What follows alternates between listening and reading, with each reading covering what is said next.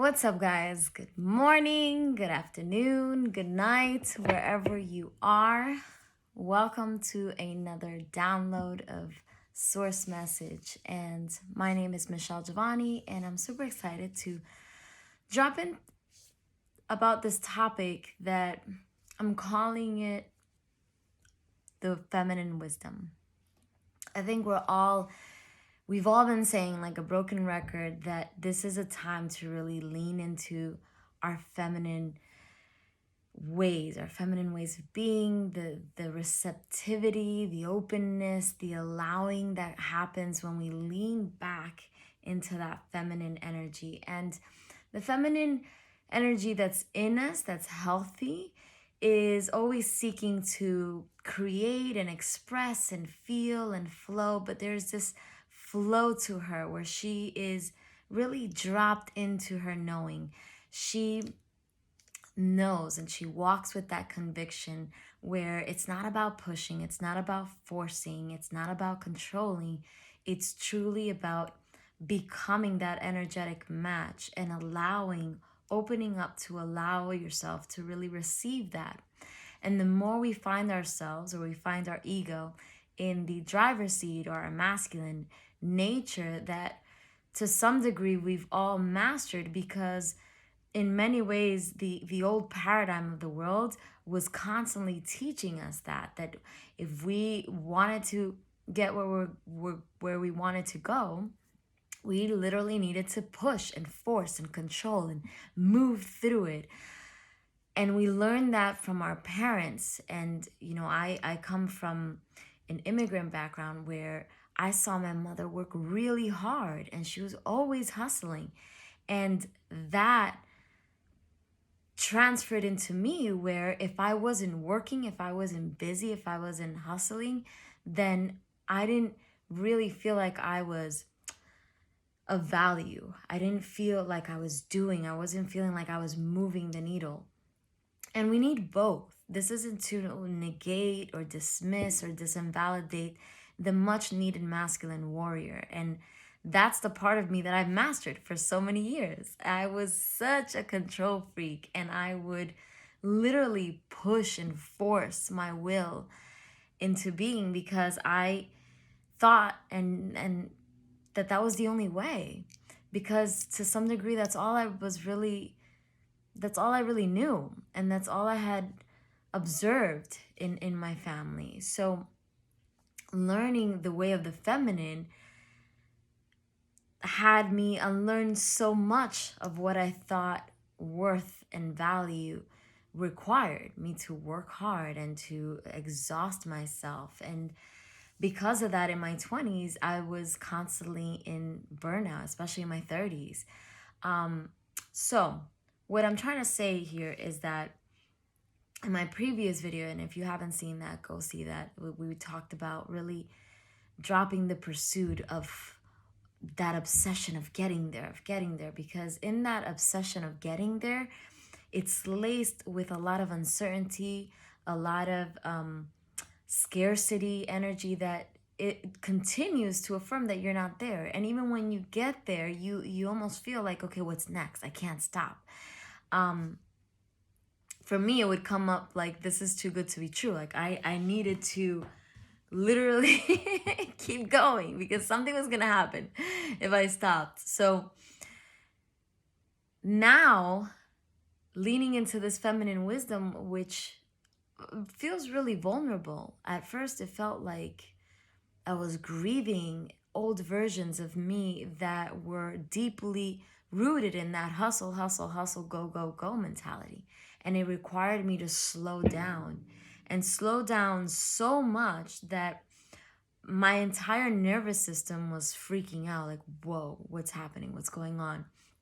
And a lot of us, especially if you grew up in very chaotic households, if you constantly were around family that, how do I say this?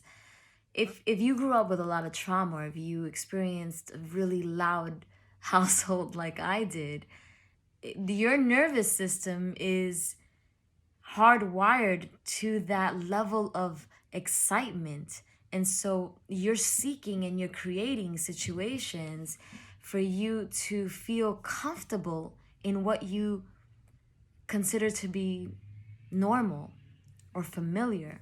So I remember that when I was really unlearning a lot of that unhealthy masculine, I felt really vulnerable and it felt scary, and I literally needed to hire a coach and do all the somatic work to start wiring my nervous system to feel relaxed and to feel like it didn't matter what I did, I was already enough, and that I was already valuable, and that I was already worthy, that no amount of doing could equate to my worth or my value. That all I needed to do was just really be myself, be as authentically expressed in my wild and quirky nature, and really release the stories that I had about those aspects of myself that come up from time to time, right? Where, I had a lot of stories of my way of being. I wasn't smart enough, or I wasn't polished enough, or professional enough. So my 30s, in my the beginning of becoming this worldwide speaker and global facilitator, those labels came with a lot of baggage and a lot of weight and a lot of editing and a lot of inauthenticity in some way, because I was still maneuvering who I thought I needed to be in order to be heard and received. And I got busy doing a lot of inner work, and I hired coaches and experts to really hold space for me. And it wasn't about changing me, or it wasn't about negating or making wrong those parts of me that brought me to this moment. No, it was about really loving and accepting those parts of me and doing the work to really integrate them, to step in fully into my fullest self-expression, which there was nothing wrong with me. And in fact, the more I allowed people to see me, the more I was able to become visible in my work and be the difference that I desired, that I longed to be. So the feminine wisdom is just you in your most relaxed, lean back, and maybe it's wild, and maybe it's fiery, maybe it's sassy, but in your most certain way of, what's the word I'm trying to use? That knowing that you're enough, that you're perfect, that you're whole, that you're complete, that there's nothing wrong with you, that what makes you weird is exactly what this world needs. And from that, sorry, I feel like I have this thing in my hair. From that space, you drop, your nervous system just drops into this relaxed knowing of who you are, and you're able to offer, your whole being, your whole existence becomes this sacred offering. And then the magic begins, because now you're allowing yourself to be you in all of your facets. And by dropping that static that comes with the stories and the resistance to certain aspects of ourselves that we were taught, that we were programmed to hate or to not like, start dissolving into the background. And then the diamond just comes forth and starts radiating and shining, and your presence becomes healing for people that are still in that struggle. And you start to notice it not by what people are sharing, but mostly by how you feel in those moments, because you're now more relaxed in your purest, most authentic expression. So the way of the feminine is not about pushing or forcing or controlling, but really allowing, surrendering, and just leaning back and allowing your power to really shine through. And when you operate from that deep knowing, then you start to magnetize your success with so much ease and effortless. Things just start moving. You start attracting the right people, the right resources. You start doing more, but working a lot smarter, because now you have a team and you have a soundboard. And oftentimes I hear people say that being an entrepreneur is lonely. And for a long time, I subscribed to that belief, to that story. But I'm starting to really realize that when you lean back and when you allow yourself to receive and step into that space of allowing, you will be 9 times out of 10 surprised at how easy and how even more gets done, and how more creative solutions come through.